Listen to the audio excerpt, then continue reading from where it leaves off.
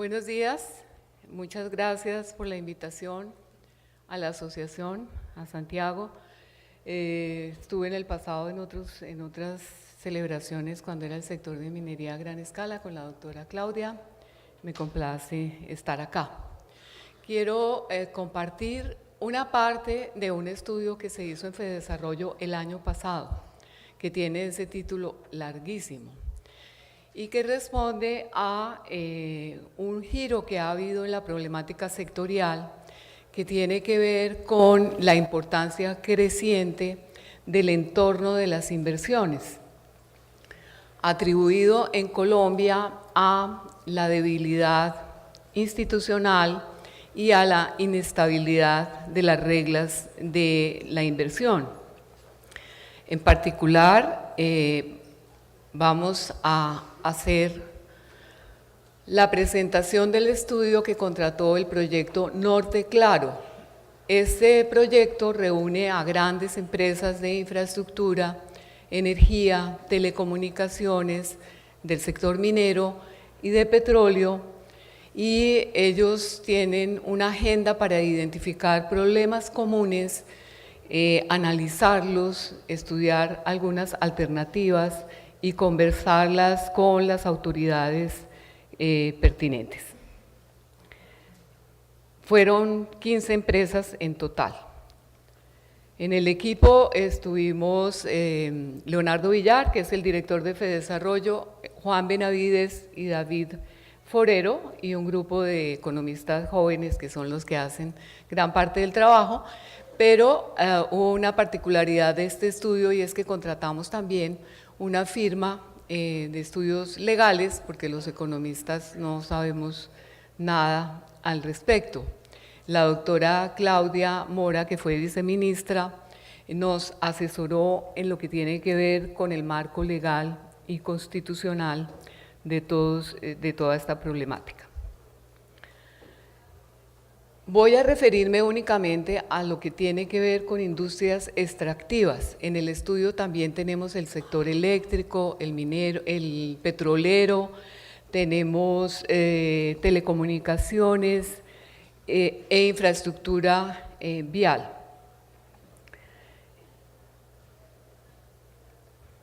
En el contenido que tengo acá es el contenido del estudio, pero yo me voy a concentrar en el penúltimo, que se llama el costo económico del análisis de los impactos sectoriales y macroeconómicos. Sin embargo, voy a hacer una breve presentación del contenido del estudio que se puede encontrar en la página de Fedesarrollo. Entonces, en cuanto al análisis de las inversiones, del marco de las inversiones, en cada caso caracterizamos el sector y su contribución a la economía. En los últimos años, durante el boom de minería y de petróleo, había una clara conciencia de la contribución de estos sectores, tanto en el nivel macro y menos la contribución en el nivel sectorial y en el nivel regional. En esto ha habido menos estudios y hoy se impone un énfasis en lo regional y también en todos estos aspectos relacionados con la institucionalidad. Entonces, en el caso de minería y petróleo, no se dan efectos únicamente en términos de la producción de esos sectores, sino también lo que demandan de otros sectores que no siempre es visible cuando se toman decisiones para limitar las inversiones. Dentro de los frenos a la inversión, en cada sector analizamos cuál es el marco de la regulación sectorial, qué le impone esa regulación a cada una de las actividades y qué dificultades se enfrentan en los aspectos relacionados con la coordinación entre las instituciones, bien sea en el nivel nacional, entre el Ministerio de Ambiente, el de Minas, el del Interior, las agencias, o entre ese nivel y los de los gobiernos subnacionales o territoriales, de los entes territoriales. En el sector de minería, pues caracterizamos rápidamente algo que ustedes saben muy bien, cuáles son los requisitos que tienen, que en la etapa exploratoria no requieren una licencia ambiental. La Agencia Nacional Minera le permite hacer exploración en un área determinada. Sí se requieren algunos permisos en esa fase y después hay que hacer un estudio de impacto ambiental y la ANLA y las corporaciones son las que empiezan a tener ahí alguna incidencia, dependiendo de lo que se trate. Tenemos esto en un marco constitucional del contrato social que define qué desarrollos legales y reglamentarios se requieren para adelantar cada una de las actividades. Como vamos a ver seguramente en el panel, hay unas dificultades relacionadas con los desarrollos legales de los principios constitucionales, y aquí me perdonan todos los abogados mis imprecisiones porque no soy abogada, hace que las cortes, las altas cortes, llenen algunos vacíos que ellos consideran que están en los principios constitucionales, pero no han tenido desarrollo por parte del Congreso. Los problemas de coordinación son crecientes. Hay esa que mencionaba entre las entidades del nivel nacional y las del nivel subregional. Pero también hay una debilidad institucional y en parte tal vez los economistas tengamos alguna culpa, porque en muchas de las entidades las nóminas mal llamadas paralelas tienen contratistas de servicios y eso se traduce en que los interlocutores de las empresas siempre están cambiando. Y al cambiar esos interlocutores también muchas veces cambian los criterios, el alcance de los estudios que se solicitan. Y para esto nosotros hicimos entrevistas con las autoridades y nos recibieron muy amablemente en la Agencia Nacional Minera, en la Agencia Nacional de Hidrocarburos y en la ANLA. Se vuelve este aspecto de los trámites que se tienen que hacer en lo ambiental y con las comunidades en una puja entre las firmas y las comunidades con unas expectativas que hacen difícil predecir cuál va a ser el resultado de esa negociación. Muchas veces hay atrasos en esa negociación dependiendo de la cultura de las firmas, de qué tanto hayan y cómo lo hayan incorporado la necesidad de hacer las consultas previas, por ejemplo, y también de cómo son las comunidades. En el estudio caracterizamos el diferente tipo de comunidades y los distintos actores políticos que entran en estas negociaciones. Hicimos entrevistas con las 15 empresas, encontramos unas características del licenciamiento ambiental y unas características de la consulta con las comunidades étnicas. Aquí debo mencionar que si bien en el curso del trabajo surgió la necesidad de también analizar las consultas populares, ese fue un aspecto de menor desarrollo que el relacionado con las comunidades étnicas, por tiempo y por también el momento en el que se encontraban estos proyectos y estos acontecimientos, digamos, de las consultas populares, no obstante lo cual está caracterizado en el estudio qué es la consulta popular y cuáles han sido los desarrollos jurisprudenciales alrededor de las consultas populares. En las licencias ambientales encontramos que sí es un problema para el sector minero y de petróleo, y que en las consultas con las comunidades pues había unos avances en lo que es el relacionamiento de las empresas con las comunidades, pero que al no existir una ley orgánica sobre el procedimiento de consulta previa, se ha generado mucha ambigüedad en las exigencias de las comunidades. ¿Cuáles son las causas de esos retrasos por las consultas con las comunidades? La desinformación, que no es lo mismo que la falta de información. Encontramos que tienen muchas veces información, pero no es una información que provenga de fuentes en las que ellos crean o que hayan sido un proceso en el cual el gobierno haya acompañado a las empresas. y encontrábamos que era importante, y las empresas así nos lo señalaban, que el gobierno participara en la socialización de los proyectos de sus fases iniciales, cosa que el gobierno entiende muy bien. En el caso de la Agencia Nacional de Hidrocarburos nos comentaban que ellos querían inclusive entregar las áreas para exploración con licenciamiento ambiental ya incluido. Y en el caso de las licencias ambientales, la debilidad institucional que les comentaba. En cuanto al marco constitucional y legal, voy a pasar muy rápido porque pues, en el panel hay expertos en estas materias, pero lo que sí pusimos ahí es que la Constitución impone en cabeza del Estado y de los particulares la obligación de la protección de los recursos naturales, y entonces eso impone unas limitaciones en el ejercicio, y de ahí la necesidad de pedir autorizaciones a las autoridades. Ninguna persona puede tener propiedad sobre el medio ambiente ni los recursos naturales. El subsuelo en este país es del Estado. En otros países de régimen anglosajón no es igual. El desarrollo que genere impacto, que no es solamente la minería, las actividades extractivas, sino también otras, pues se requiere tener estos estudios de impacto ambiental y las licencias. Pero los tiempos para hacer estos trámites rara vez se cumplen, a pesar de todos los esfuerzos que ha hecho el gobierno. En materia de consulta previa, ustedes saben que surge de un acuerdo internacional que fue incorporado en la legislación colombiana, tanto en la Ley 99 del 93, como en la Ley 21 del 91, como en la Ley 70 del 93, que amplió la obligación de las consultas previas a las comunidades negras.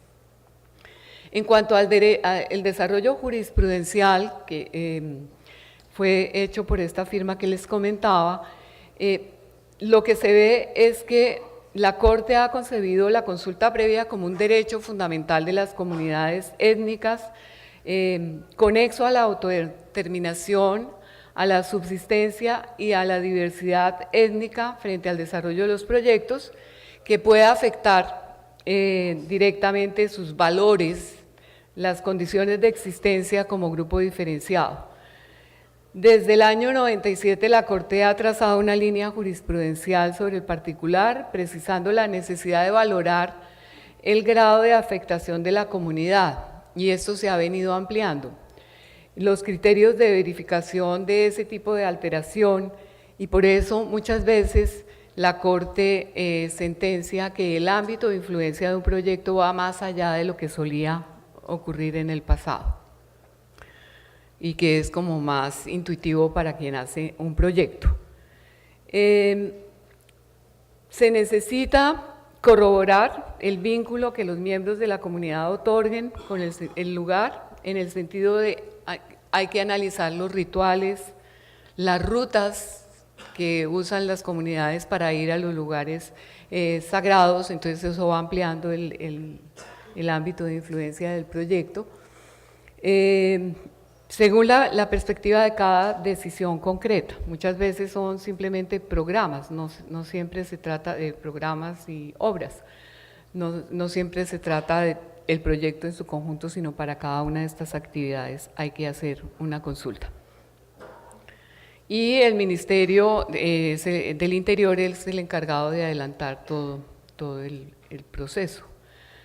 Hay un proyecto de ley para resolver este problema de la falta de una ley estatutaria, que hace poco hubo alguna noticia relacionada con ese proyecto, que entiendo yo que el ministro del Interior dijo que se iba a presentar el 20 de julio a la nueva legislatura, porque el proceso de consulta de este proyecto de ley había tomado estos últimos 2 años.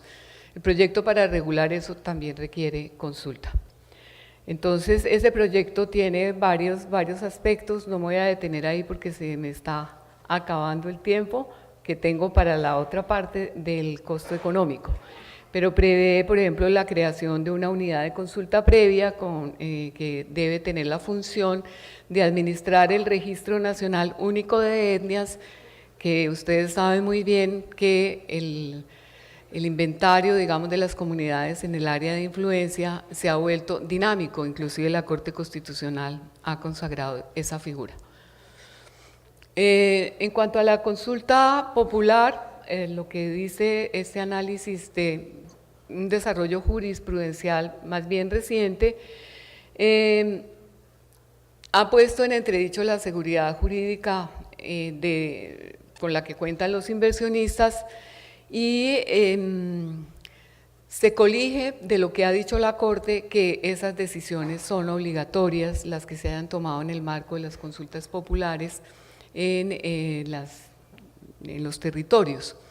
He visto recientemente, lo publicó ACIPET, un fallo del Consejo de Estado que parecería ir en contravía de las decisiones de la Corte Constitucional, pero no es un tema en el que yo sea experta, con el argumento de que si son asuntos que corresponden claramente a otra instancia, a una instancia nacional, la decisión territorial queda como sometida a ese primer mandato legal. También ha habido decisiones administrativas. Ustedes saben que ha habido consejos municipales que prohibieron la minería, como en el de Jericó, que lo hizo con el fin de garantizar el patrimonio ecológico y cultural del municipio. Los alcaldes y los concejales pueden decidir sobre el POT, sobre los planes de ordenamiento territorial. Eso incluye un uso del suelo y ahí ha surgido la colisión o el conflicto de competencias entre el nivel territorial y nacional el nivel nacional que regula el uso del subsuelo y las entidades territoriales que usan el suelo. Hicimos unos estudios de caso porque queríamos ir como por un método inductivo, sumando impactos de los retrasos en las inversiones o de decisiones que prohibían proyectos y cuál podía ser su impacto económico y financiero. Logramos caracterizar esos estudios de caso, pero inductivamente no pudimos construir un efecto agregado en toda la economía. Caracterizamos varios proyectos mineros, como el de La Puente, Cerrejón, el de La Colosa, de Anglo, Ataco de Mineros, pero para poder tener una idea del impacto macroeconómico y sectorial de estos proyectos de la minería y del petróleo, tuvimos que pasar a hacer el estudio macroeconómico con ayuda de unos modelos que tiene FEDESarrollo que permiten evaluar qué pasa en la economía como un todo cuando no se hace una inversión y qué pasa en la economía como un todo cuando no se produce en alguno de estos sectores en particular, pues la minería. Entonces lo que hicimos fue decir, hoy, ¿cuáles son las proyecciones de inversiones que tenemos? Ustedes van a ver que los escenarios incluyen el año 2017. Los incluimos como base y vamos a calcular los efectos marginales de aumentar la producción en un 15% o en un 30% para el sector minero. En las cuentas nacionales suele estar minería e hidrocarburos juntos, entonces no los hemos separado, aunque les voy a mostrar unos ejercicios que hicimos para productos mineros también, con base en la información sectorial y no tanto de cuentas nacionales. Los efectos de una reducción de estas inversiones que se puede, de la velocidad que se puede atribuir a retrasos relacionados con falta de claridad en las reglas de inversión, con la debilidad institucional que hace que un día una autoridad decida una cosa, al otro día otra autoridad se la cuestione y al siguiente día una sentencia de la Corte invalide decisiones que han tomado las autoridades del gobierno. Entonces vemos un primer nivel, un primer efecto que es el intersectorial. Y aquí hicimos un ejercicio con Tatiana Aguilar, que está acá, nosotras dos en Fedesarrollo, ahora ella trabaja con el viceministro de Minas, en donde calculamos cuáles eran los efectos que tenía la reducción de la producción en la minería y en el sector de hidrocarburos. Y encontramos que en la minería los encadenamientos hacia atrás, esto es, cuando yo produzco una unidad de un bien, yo requiero de otros sectores, trabajo, capital, requiero construcción, transporte, servicios financieros, etc. Entonces estos números recogen la capacidad de generar demandas en otros sectores de la economía que tienen una actividad en particular.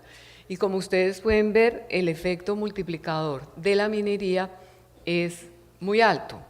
Tenemos por cada peso producido en el sector de la minería se generan demandas para toda la economía de 2,44. Ese 2,44 es un efecto total que ya incluye el no haber tenido ese peso de producción adicional en la economía.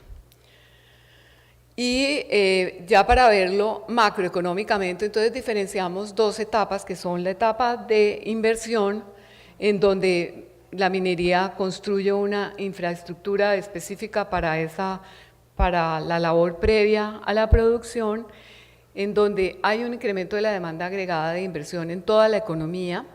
Eso tiene efectos multiplicadores en los proveedores de la inversión, en los proveedores de los proveedores, y también a través del incremento de los ingresos de los hogares. Toda la remuneración salarial va a generar también demandas en otros sectores. Entonces, aquí están los resultados de ese ejercicio de incrementar un 15% la inversión. O alternativamente, ¿qué le pasa a la economía si se reduce la inversión en un 15%? Pero aquí lo estamos poniendo incremental por la vía positiva porque somos optimistas como nuestro conferencista de la minería espacial y creemos que en Colombia todavía hay espacio para continuar la actividad. Estos efectos son sobre el crecimiento del PIB, que es la suma de todas las remuneraciones, la suma se llama valor agregado también, al trabajo, al capital y de los impuestos, del consumo de toda la economía, el impacto en la inversión y el impacto en el desempleo. Y aquí en castellano lo que se observa es que se generaría un aumento del 0,16% del PIB promedio de acá a 2020, adicional a lo que ya hemos proyectado que va a crecer el producto, que es del orden del 3% promedio anual. Que a medida que sube este crecimiento, los crecimientos marginales lucen más pequeños, pero el año pasado, por ejemplo, que tuvimos un crecimiento de 1,8% del PIB, 0,16 ya lo lleva a un 2% de crecimiento de la economía. Es difícil tener esas magnitudes en porcentajes del PIB, pero eso es lo que arroja el modelo y al final les voy a mostrar intuitivamente eso cómo se compararía con el gasto en educación y en salud. En términos del consumo, el incremento sería de 0,17% y en términos de inversión es donde se da el mayor efecto porque estamos hablando de qué pasa en la fase de inversión si no se invierte. Entonces eso es casi un punto del PIB. El desempleo se reduce poco porque como ustedes saben, este es un sector que es intensivo en capital. Y después hicimos este incremento de 30% en inversión. En el primer escenario tenemos algunas de las inversiones que seguramente se verán en este congreso, que ya están en fase inicial. En el incremento del 30% en la inversión, entonces los resultados que obtenemos tanto en el PIB como en el consumo como en la inversión son los siguientes. Aumentaría la compra de maquinaria y equipo en $1 billón de 2015 en promedio a 2017-2020.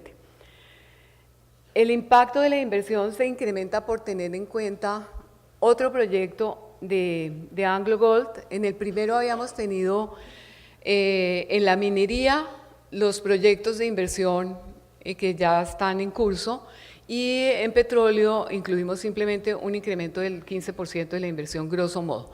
En el primer escenario entonces pusimos las inversiones de la Colosa, que son $700 millones anuales, que eso tiene un impacto bastante grande en el sector de minería. Ya cuando uno lo pone en el conjunto de la economía, el efecto es un poco menor.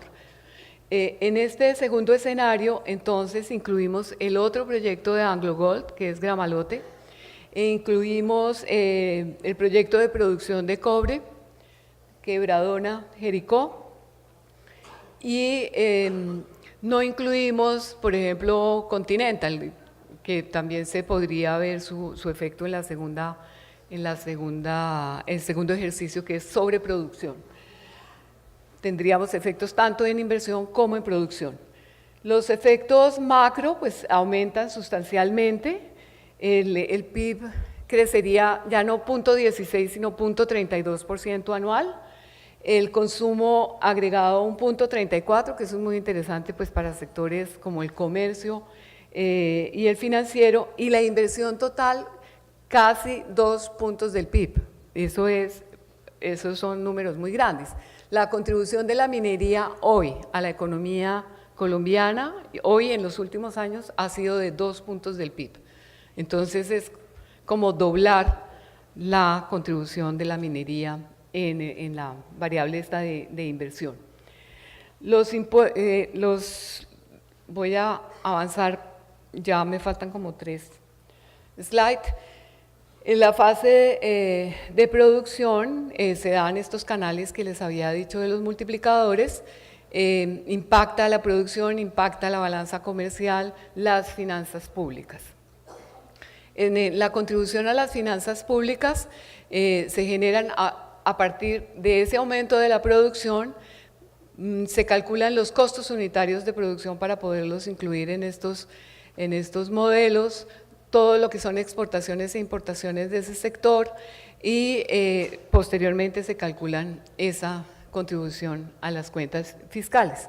Entonces aquí estamos viendo la contribución al impuesto de la renta del sector petrolero y al impuesto de la renta del sector carbón.